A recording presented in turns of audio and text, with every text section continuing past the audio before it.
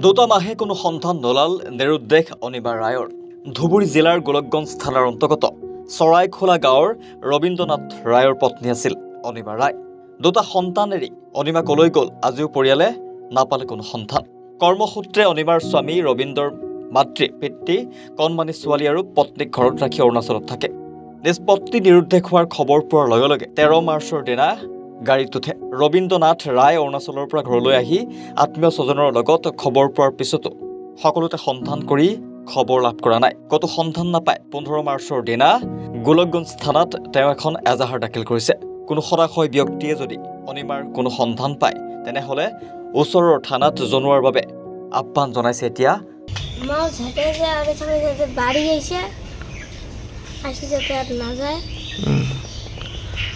আর আমার ভাত রাঁধি খাওয়ার পাইনি আমার ছোট।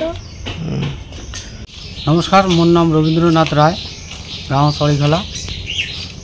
13 মাৰ্চৰ ঘটনা। মোৰ মাইকী ক'ত গৈছে, ঘৰৰ পৰা নিৰ্দোষ হৈছে মই নাজানো। মই কৰ্মসূত্ৰে বাহিৰত থাকোঁ। মই শুনা মতে 14 তাৰিখে আহি পাইছোঁ ঘৰত।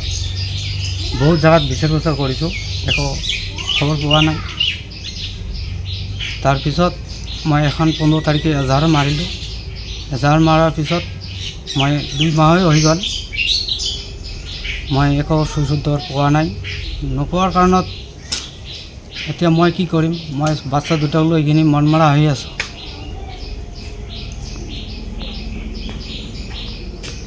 এতিয়া যদি মাইকী য'ত আছে কোনোবাই সদস্যই যদি দেখা পায় ওচৰত থানাত, নহ'লে মোৰ মোবাইল নম্বৰ আছে, এই মোবাইল নম্বৰত যোগাযোগ কৰিলে মই পাম। মোবাইল নম্বৰটো হৈছে 6000283110।